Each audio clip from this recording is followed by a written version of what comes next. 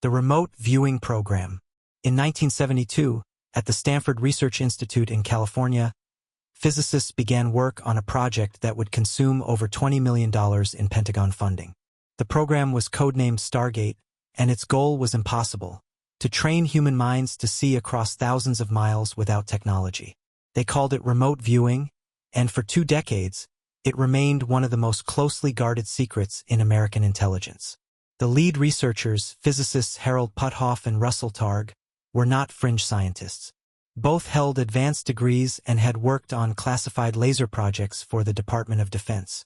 Their initial experiments involved a former police officer named Pat Price, who claimed he could mentally project his consciousness to distant locations and describe what he saw. In controlled laboratory conditions, Price was given only geographic coordinates, no maps, no context, no information. What followed stunned the observers. Price accurately described classified Soviet military installations he should have known nothing about. He sketched the layout of a secret research facility in Semipalatinsk, Kazakhstan, detailing unusual cranes and spherical structures that satellite imagery later confirmed. The CIA took notice. Within months, funding poured in from multiple intelligence agencies, and the program expanded rapidly. By the late 1970s, the military was training soldiers to become psychic spies, conducting hundreds of remote viewing sessions targeting Soviet installations, terrorist cells, and missing hostages. The success rate was disturbingly high. Internal documents later declassified showed that remote viewers provided actionable intelligence in over 15% of cases, far above statistical chance. In one documented instance, a viewer named Joseph McMonigal accurately described a new class of Soviet submarine under construction in a covered shipyard, providing details about its propulsion system weeks before satellite photography confirmed it. The intelligence community was convinced they had discovered a new form of espionage immune to all known countermeasures. But then something changed. By the mid-1980s, despite continued successes, the program began to face internal resistance. Senior Pentagon officials grew uncomfortable with the implications. If consciousness could transcend physical barriers, then every secure facility, every encrypted communication, every classified document was potentially vulnerable. More troubling, if the Soviets developed similar capabilities, the entire concept of national security would collapse. The technology was too destabilizing. In 1995, the CIA officially terminated Stargate, releasing a limited declassification and claiming the program had produced no actionable intelligence, a statement contradicted by their own internal reports. Key researchers were reassigned. Training materials were destroyed. Participants were required to sign new non-disclosure agreements with criminal penalties. The soldiers who had demonstrated consistent remote viewing abilities were quietly transferred to unrelated posts.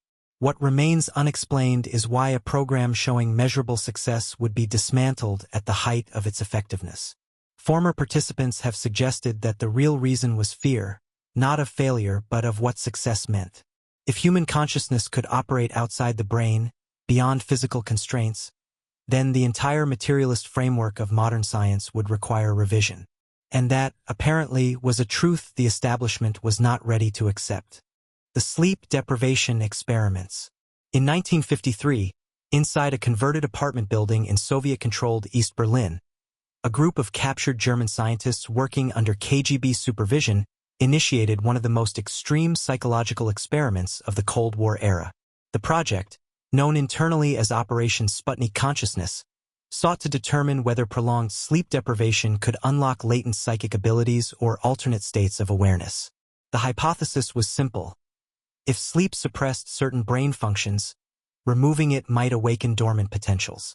Test subjects were political prisoners, dissidents who had already been sentenced and officially listed as deceased in state records.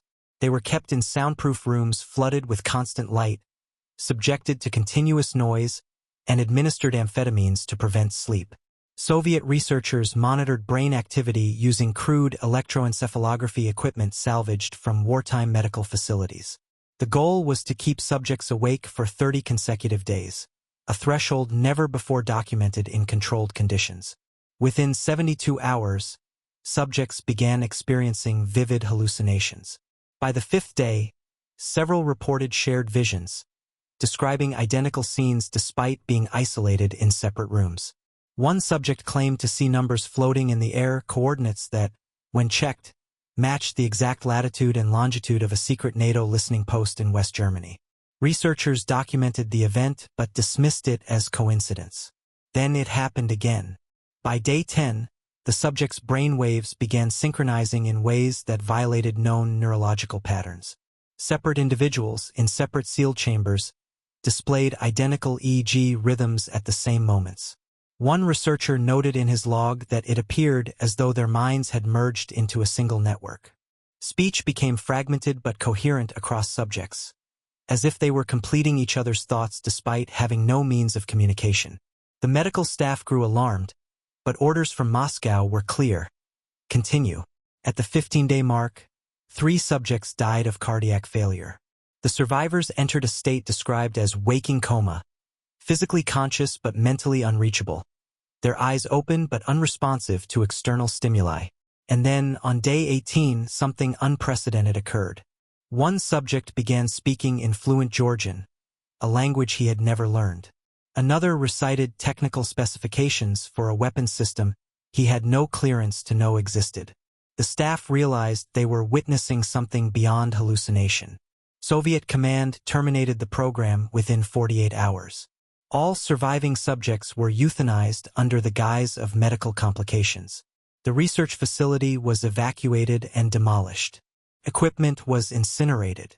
The lead scientist, whose name remains redacted in declassified KGB files, disappeared and was never reassigned. When fragments of the operation surfaced decades later through post-Soviet archives, Western intelligence dismissed the reports as propaganda or fabrication. But former KGB officers who served during that period have privately confirmed the program's existence.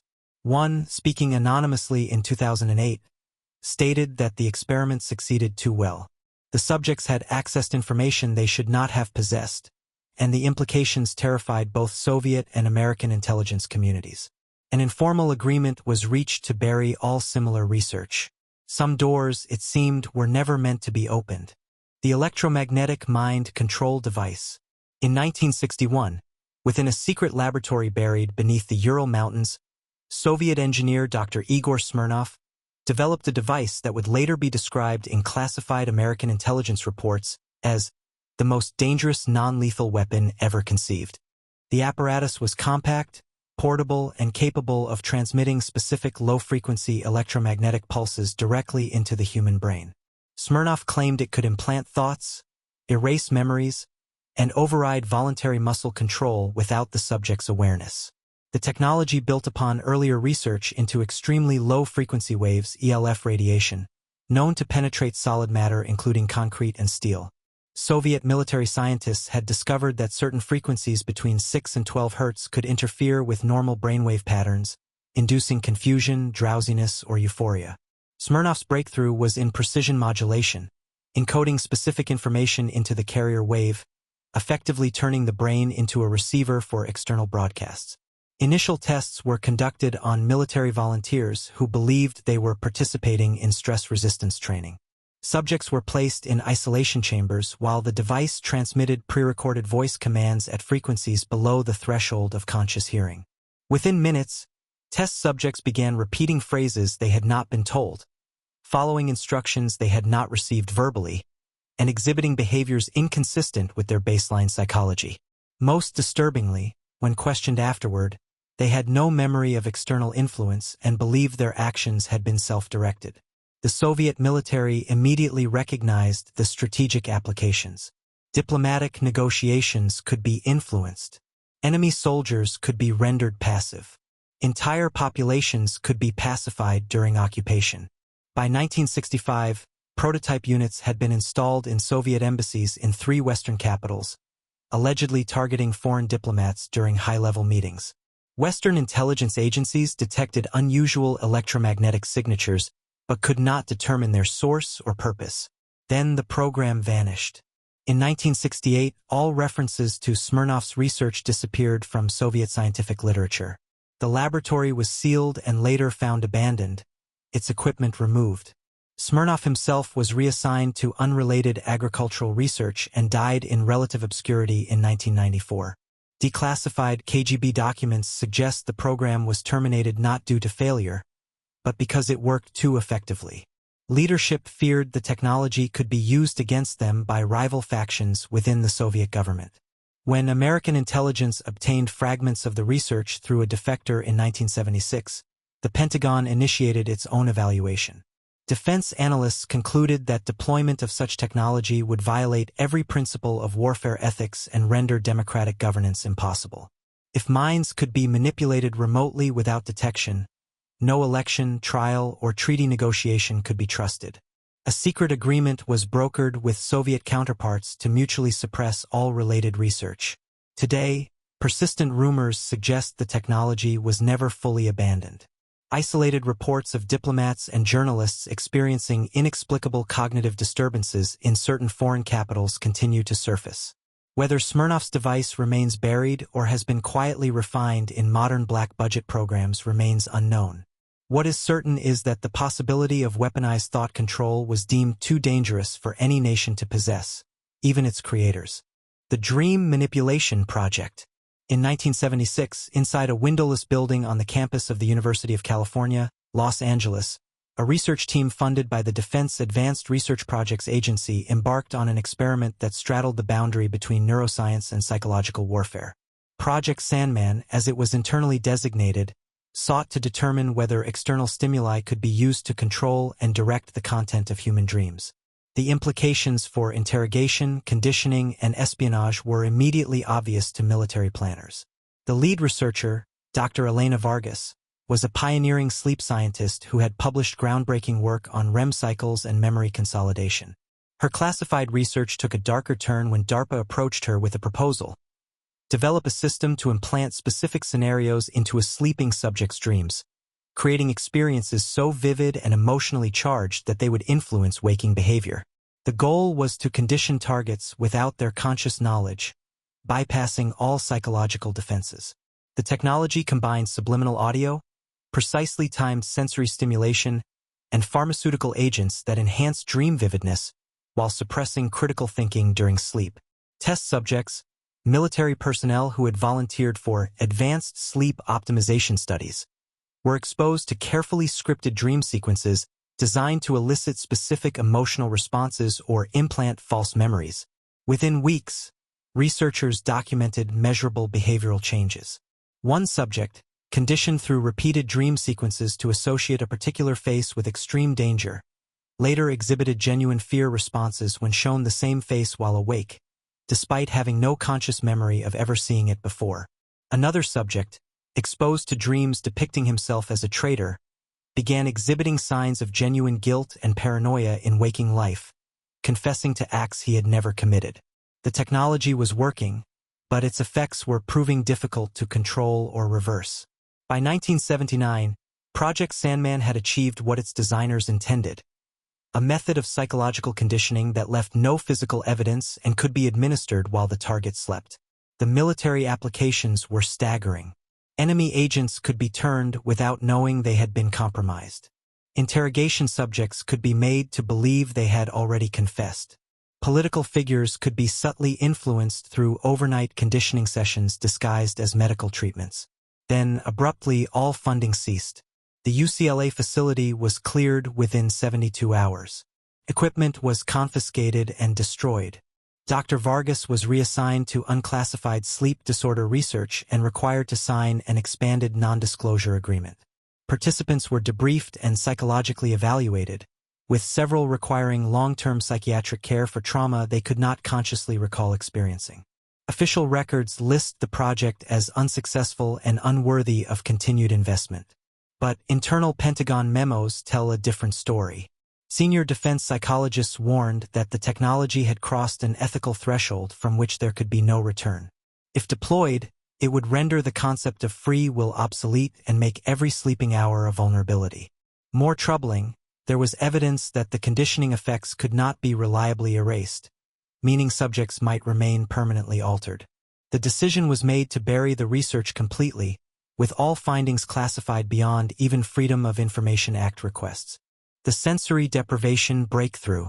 In 1967, deep within a classified research wing of the United States Army Medical Research Institute, neuroscientist Dr. Raymond Callahan constructed what he described as a doorway to the unconscious mind. The apparatus was a sensory deprivation tank unlike any built before. A lightless, soundproof flotation chamber where subjects floated in body temperature saline solution, completely isolated from all external stimuli. The Pentagon's interest was not therapeutic relaxation but something far more ambitious: accessing enhanced cognitive states for intelligence gathering. The theoretical foundation was compelling.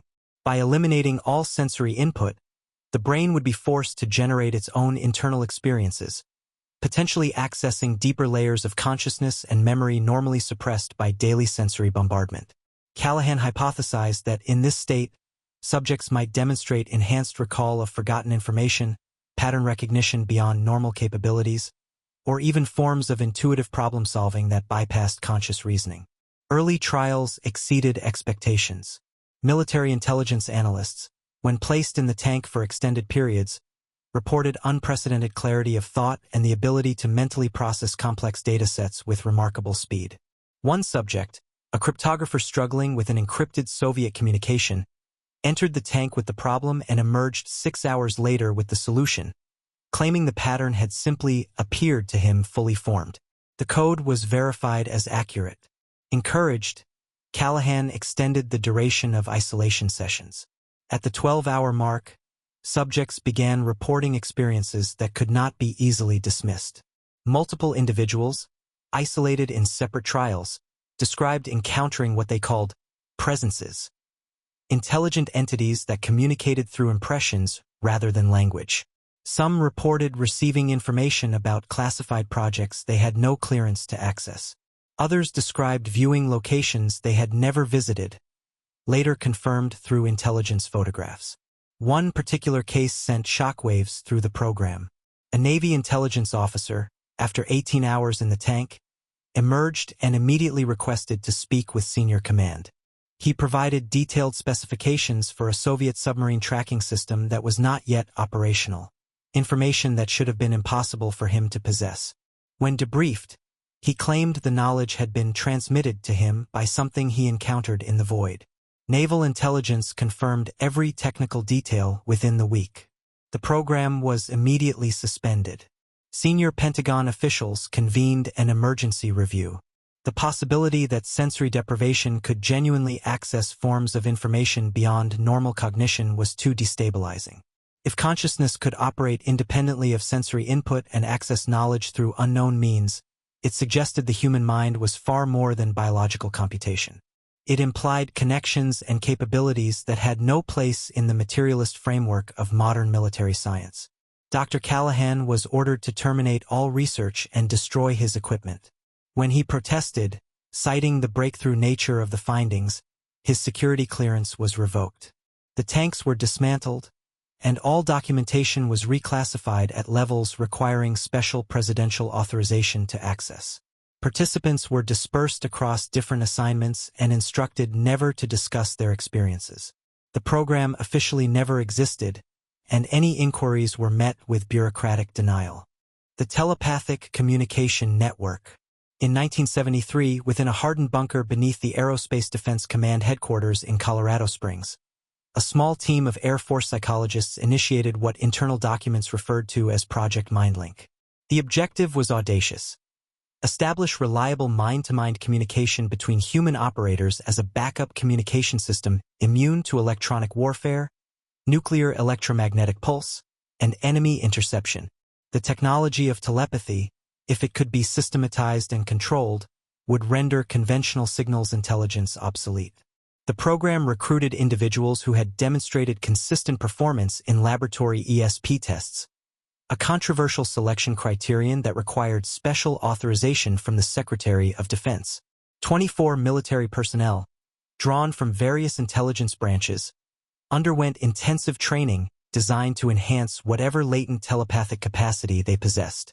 The training combined meditation techniques, biofeedback monitoring, and experimental pharmaceuticals that enhanced neurological connectivity. Within 6 months, researchers documented statistically significant results. Paired operators, isolated in separate Faraday cages to eliminate all electromagnetic communication, successfully transmitted simple information, geometric shapes, colors, numbers, at rates far exceeding random chance. More remarkably, the accuracy improved with practice, suggesting telepathy was a trainable skill rather than a random phenomenon.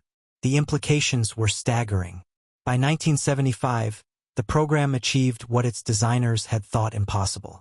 During a full-scale test, an operator in Colorado successfully received a 5-digit authentication code transmitted mentally from a partner stationed at a Navy facility in Virginia Beach, over 1,500 miles away. The transmission occurred faster than light-speed communication would allow, suggesting it operated through mechanisms completely unknown to physics. Pentagon analysts realized they had stumbled onto something that violated fundamental assumptions about information and consciousness. The breakthrough came with unexpected complications. Operators began reporting intrusive thoughts that were not their own, experiencing emotions and memories that belonged to their telepathic partners. The boundaries between individual minds were becoming permeable in ways that could not be controlled or reversed. Several participants developed severe psychological distress, unable to distinguish their own consciousness from the mental noise of others. Medical staff termed it psychic bleeding. More disturbing were reports of unintended receivers. Personnel not involved in the program, working in adjacent facilities, began experiencing spontaneous reception of transmitted thoughts. Security officers reported hearing voices containing classified information. One incident involved a janitor who, with no security clearance whatsoever, began reciting coordinates for a strategic missile silo, information being mentally transmitted between program participants 2 floors below. The security breach was total. By 1977, Project MindLink was abruptly terminated. All participants were placed under psychiatric observation, with several requiring long-term hospitalization for what was officially diagnosed as stress-induced psychosis. The facility was decommissioned and all equipment destroyed. Senior Air Force psychologists concluded in a classified briefing that telepathic communication, if real, could not be secured, controlled, or limited. Every thought would become potentially accessible to anyone with the capability to receive it. The final report, declassified decades later with heavy redactions, stated that the technology was incompatible with operational security requirements and fundamental to human cognitive autonomy. In simpler terms, if thoughts could be transmitted, then thoughts could be intercepted. The entire concept of mental privacy would cease to exist. No intelligence agency, regardless of advantage gained, was willing to operate in a world where minds were transparent. The psychokinetic weapons test. In 1981, at a Soviet research installation hidden within the closed city of Sverdlovsk 45, physicists and psychologists collaborated on what may have been the most ambitious consciousness experiment of the Cold War. The program, designated Operation Volia, Russian for willpower, sought to determine whether focused mental intention could directly influence physical matter, specifically whether trained individuals could manipulate objects, disrupt electronic systems, or even disable weapons through thought alone. The theoretical basis came from decades of Soviet parapsychology research, which had documented rare individuals capable of seemingly impossible feats, moving small objects without touching them, affecting magnetic fields through concentration, or causing measurable temperature changes in sealed containers. The military application was obvious. If psychokinesis could be weaponized, it would represent the ultimate first-strike capability, undetectable, untraceable, and unstoppable by any known defense. Soviet researchers recruited Nina Kulagina, a Leningrad housewife who had gained international attention in parapsychology circles for her apparent ability to move objects using only mental focus. Under controlled laboratory conditions, witnessed by both Soviet and visiting Western scientists, Kulagina had repeatedly demonstrated the ability to influence compass needles, stop pendulum clocks, and separate egg yolks from whites without physical contact. The Soviet military wanted to scale this ability into a tactical weapon. The classified experiments conducted at Sverdlovsk 45 went far beyond previous demonstrations.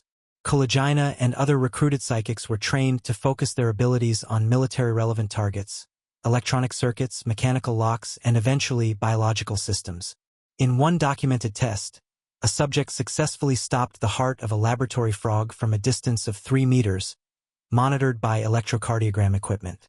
The frog's cardiac rhythm halted for several seconds before resuming, with no physical intervention. The implications were immediately recognized. If psychokinetic influence could affect biological tissue, it could theoretically be used to incapacitate or kill human targets without leaving physical evidence. Assassination would become undetectable. Sabotage would require no physical access. The entire framework of security and defense would become meaningless against an invisible force that operated through consciousness alone. But the program encountered insurmountable problems. The psychokinetic effects were inconsistent, highly dependent on the emotional and physical state of the operator, and impossible to replicate on demand. More critically, the intense mental focus required caused severe physiological stress. Kulagina herself suffered multiple health crises, including a heart attack at age 50, attributed to the extreme mental exertion demanded by military testing. Other participants experienced similar deterioration. By 1984, Operation Volia was quietly terminated. The Soviet military concluded that psychokinesis, even if real, could not be weaponized reliably. Internal reports noted that the human cost was unsustainable and that no tactical advantage justified the health risks to operators. Kulagina was released from the program and died in 1990, her health permanently compromised by years of intensive testing. When fragments of the program surfaced after the Soviet collapse, Western intelligence agencies conducted their own assessment. The conclusion was unanimous. Even if psychokinetic effects were genuine, they remained too unpredictable and too damaging to the operator to constitute a viable weapons system. The research was filed away as an evolutionary dead end, a capability that might exist but could never be controlled. The time perception experiment. In 1970, within a classified neuroscience laboratory at Fort Meade, Maryland, researchers working under National Security Agency funding initiated an experiment that would later be described in leaked documents as the most philosophically disturbing project in modern psychology. The objective was to determine whether human perception of time could be artificially altered, expanding or compressing subjective experience while objective time remained constant. The military applications were immediately apparent: enhanced reaction times, accelerated learning, and the psychological breakdown of interrogation subjects. The lead researcher, Dr. Marcus Wendell, had pioneered work in temporal perception using sensory manipulation and pharmaceutical agents.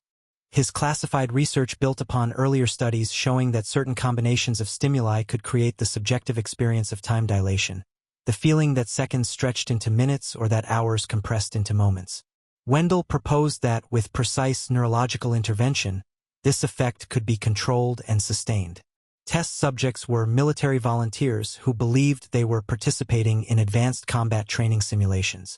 They were administered a carefully calibrated cocktail of hallucinogenic compounds combined with rhythmic sensory stimulation designed to disrupt the brain's internal clock mechanisms. Within the controlled environment, subjects reported experiencing profound alterations in temporal perception. What researchers measured as 10 minutes, subjects experienced as hours or even days of subjective time. The implications for interrogation were obvious and immediately exploited. A subject could be placed in a windowless room for what objective observers measured as 30 minutes, yet experience what felt like weeks of isolation, accelerating psychological breakdown without violating time-based legal protections. More remarkably, during these expanded time states, subjects demonstrated accelerated learning, absorbing information and developing skills in subjectively extended practice sessions that occurred in mere minutes of real time. But the technology produced unexpected and deeply troubling side effects. Subjects who had experienced extreme time dilation began reporting persistent temporal disorientation after the experiments ended. Their internal sense of time remained permanently altered. One former participant described feeling as though he was living in slow motion, even months after his final session, perceiving each second as unnaturally elongated. Others experienced the opposite, time rushing forward uncontrollably, with hours vanishing in what felt like minutes. More philosophically disturbing were the existential reports. Multiple subjects described experiencing what they termed temporal vertigo, a profound sense of disconnection from reality when their subjective experience of duration no longer aligned with objective chronology. Several required long-term psychiatric treatment for anxiety disorders centered on the nature of time and existence. One subject's medical file noted, "Patient reports he no longer believes in the present moment, convinced that consciousness experiences time differently than reality flows." By 1974, the program was suspended following the suicide of 3 participants, all of whom had left notes describing an inability to reconcile subjective and objective time. Dr. Wendell's final report, obtained through heavily redacted Freedom of Information Act requests, concluded that while temporal perception could indeed be manipulated, the psychological cost was catastrophic and irreversible. The human mind, he noted, required stable temporal continuity to maintain psychological coherence. The National Security Agency classified all findings at the highest levels and transferred Dr. Wendell to unrelated cryptographic research. All experimental data was destroyed, and surviving participants were placed under permanent psychological monitoring with lifetime non-disclosure obligations. The lesson was clear. Consciousness might be malleable, but tampering with its fundamental relationship to time produced madness. Some aspects of human experience, the report concluded, must remain inviolate. The collective consciousness amplifier. In 1978, at a remote facility in the Nevada desert operated jointly by DARPA and the CIA, engineers constructed what internal documents described as a technological interface for group consciousness. The device, officially designated the Neurological Synchronization Array, was designed to electronically link the brain activity of multiple individuals into a unified cognitive network. The hypothesis was that synchronized minds might achieve computational and intuitive capabilities far exceeding individual cognition, a biological supercomputer built from human consciousness. The technology combined EEG monitoring with transcranial magnetic stimulation, using real-time feedback systems to synchronize the brainwave patterns of connected subjects.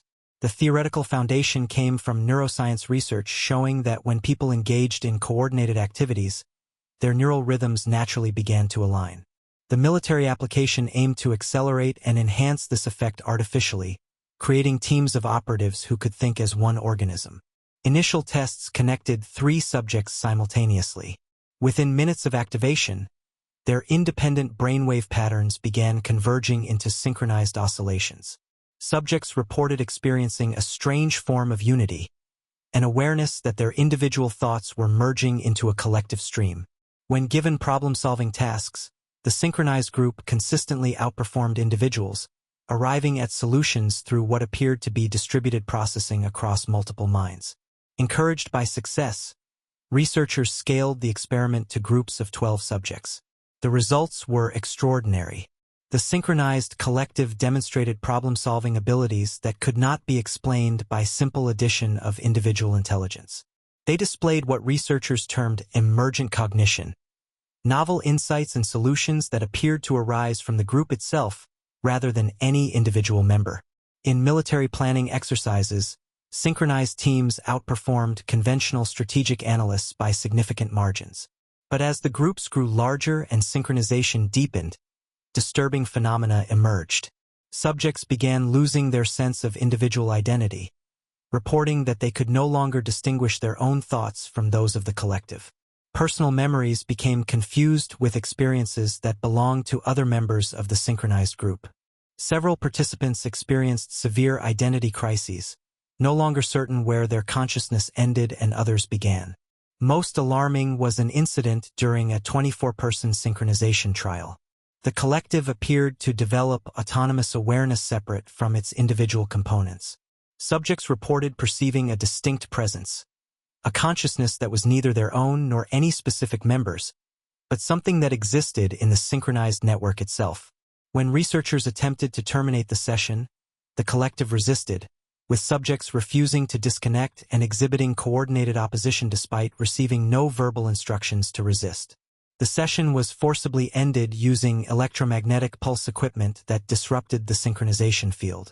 Several participants required sedation and psychiatric intervention. Medical evaluations revealed that extended synchronization had produced measurable changes in brain structure. Neural pathways had physically reorganized to facilitate group connection. The alterations appeared permanent. Within weeks, the program was terminated and the facility dismantled. The collective consciousness amplifier was deemed too dangerous to continue. Pentagon reviewers concluded that the technology had created something unprecedented and uncontrollable, an emergent intelligence that could not be predicted, contained, or understood. The risk that such a network might develop goals contrary to its creators or escape containment protocols entirely led to unanimous agreement. This research would proceed no further. The Death Simulation Chamber. In 1983, within a classified medical research facility at the Walter Reed Army Medical Center, neurologists and psychologists collaborated on what remains one of the most ethically controversial consciousness experiments of the Cold War era. Project Thanatos was designed to simulate near-death experiences under controlled laboratory conditions, investigating whether the widely reported phenomena of consciousness persisting beyond clinical death could be replicated and studied scientifically. The military's interest was ostensibly therapeutic, helping soldiers process trauma and fear of death, but the deeper implications were far more ambitious. The experimental protocol combined pharmaceutical agents that temporarily suppressed cardiovascular and respiratory function with full life support systems that maintained brain oxygenation artificially. This created a state that mimicked clinical death while keeping subjects neurologically active and capable of reporting their experiences. The goal was to map what consciousness experiences when the body ceases to function, whether awareness truly continues independently of biological processes. Test subjects were terminally ill military veterans who had volunteered for experimental treatments. During simulated death states lasting up to 5 minutes, subjects consistently reported remarkably similar experiences. A sensation of leaving their physical body, movement through a tunnel toward brilliant light, encounters with deceased loved ones, and profound feelings of peace and transcendence. What made these reports scientifically troubling was their consistency across subjects with vastly different cultural backgrounds and religious beliefs. More disturbing were the verified details. Several subjects reported observing their own medical procedures from an elevated vantage point, accurately describing actions and conversations that occurred while they were clinically unresponsive. One subject described a surgical instrument that had been dropped behind equipment outside his field of vision, later confirmed by medical staff. These observations suggested consciousness had genuinely separated from the physical body and perceived events through non-physical means. By the program's second year, researchers documented an unexpected pattern. Subjects who had undergone simulated death experiences reported lasting psychological changes. Fear of death disappeared entirely, replaced by certainty that consciousness survives bodily termination. Many described feeling detached from physical existence, as though their time in the material world was temporary and ultimately insignificant. Several requested to be withdrawn from all medical treatment, stating they had seen what comes next and no longer feared dying. This psychological effect alarmed military psychiatrists. Soldiers who lost fear of death might become reckless or unwilling to fight for survival. Intelligence operatives who believed consciousness persisted after death might become immune to interrogation threats. The entire framework of military discipline, which relied partly on preservation instinct, could be undermined.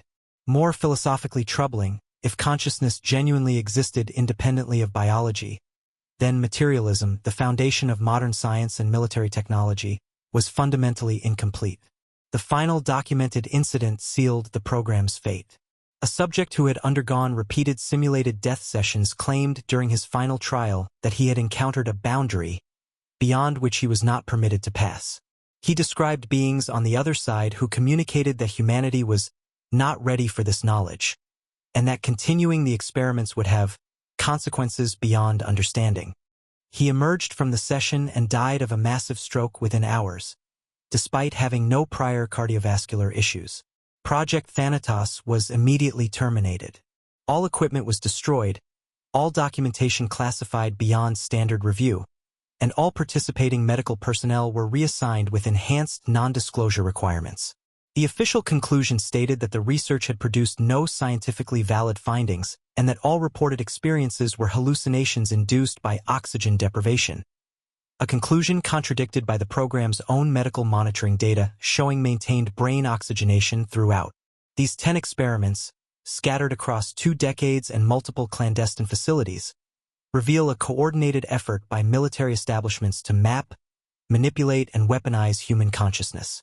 Each program was staffed by credentialed scientists, approved by senior defense officials, and allocated substantial budgets. Yet each was systematically dismantled not because of failure but because of success. The pattern is undeniable. When remote viewing produced actionable intelligence, it was terminated. When telepathic communication was achieved, it was buried. When consciousness demonstrated independence from physical constraints, the research was destroyed. The official explanations are contradicted by classified documents describing breakthroughs that exceeded expectations and violated foundational assumptions. What emerges is willful suppression driven by fear. The discoveries threatened the materialist worldview upon which modern power structures depend. If consciousness can access information remotely, if minds can merge into collectives, if awareness persists beyond death, then every assumption about control, security, and human limitation collapses. The military-industrial complex funding these programs could not accept their implications. Technologies that make warfare obsolete are worthless to institutions built on perpetual conflict. Discoveries that empower individual consciousness are dangerous to systems requiring obedience. Findings suggesting human potential extends beyond biological limits undermine control mechanisms that keep populations manageable. The cost of suppression extends beyond lost knowledge. Each terminated program represents potential breakthroughs in understanding human nature, treating mental illness, or expanding cognitive capability. The collective consciousness amplifier might have revolutionized education. The time perception research could have transformed trauma therapy. The near-death investigations might have altered humanity's relationship with mortality. All were buried under classification protocols. Perhaps most troubling is what these experiments reveal about institutional priorities. When faced with discoveries suggesting consciousness transcends physical law, the response was immediate shutdown, destruction of evidence, and silencing of witnesses. Some truths are too dangerous to be known, some capabilities too powerful to be developed, and some aspects of human potential too threatening to be acknowledged. The real tragedy is that findings remain suppressed decades after the Cold War's end. Classification levels remain in place. Participants remain bound by non-disclosure agreements enforced with criminal penalties. Researchers attempting to replicate these studies face institutional resistance and career destruction. We are left with fragments, leaked documents, and testimonies from aging veterans willing to risk prosecution. These 10 experiments may represent only the visible edge of a far larger effort continuing today under deeper classification. The question is no longer whether these programs existed, but what truths they discovered that required such absolute concealment. If human consciousness truly possesses these capabilities, if awareness can transcend space, time, and even death, then the implications reshape everything we believe about reality and human potential. And if powerful institutions have spent decades ensuring we never learn these truths, then perhaps the greatest suppression is the deliberate concealment of what human beings actually are. The 10 forbidden experiments were not forgotten by accident. They were erased by design, because the most dangerous discovery would be learning that we are far more than we have been permitted to believe.